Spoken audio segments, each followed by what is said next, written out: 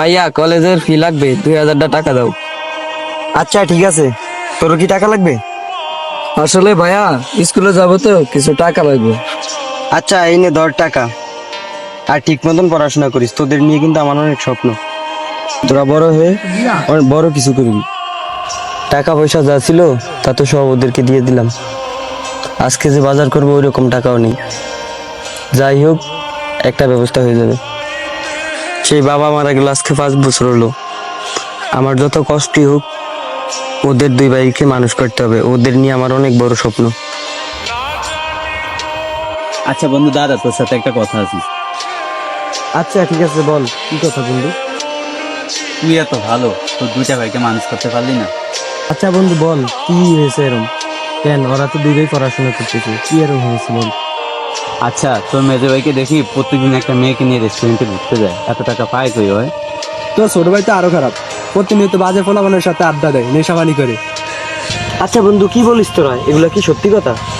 হ্যাঁ সত্যি কথা, আমি নিজের চোখে দেখছি। আমি তোর বন্ধু, তোর সাথে কি মিথ্যা কথা বলবো? ওরা আমার ছোট ভাইয়ের মতো, ওদেরকে নিয়ে কি আমি মিথ্যা কথা বলি? আচ্ছা বন্ধু ঠিক আছে, তাহলে এখন যাই, আমি একটু তাড়া আছে।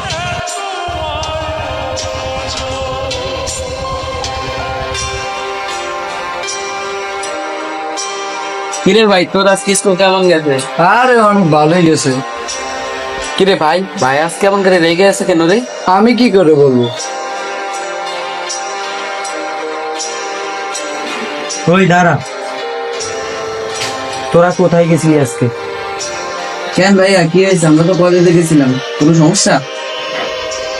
শুন, আমি সব জানি। তোরা টাকা নিয়ে কি ঠিক করছিস? আমার সাথে মিথ্যা কথা বলে কোনো লাভ নেই। শোন, তোরা এখন অনেক বড় হয়েছিস, তোদেরকে পড়াশোনা করতে গিয়ে এখনো ভিটা বাড়িটাও করতে পারিনি। শোন, এখন আর আমি পারতেছি না তোদের পড়াশোনার খরচ চালাতে। দেখ, তোরা এখন বড় হয়েছিস, তোদের যা ইচ্ছা করতে পারো।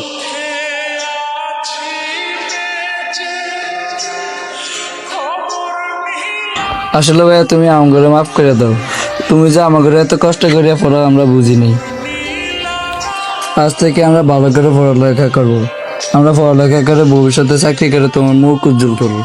তোরা কি সত্যি বলতেছিস? জি ভাইয়া।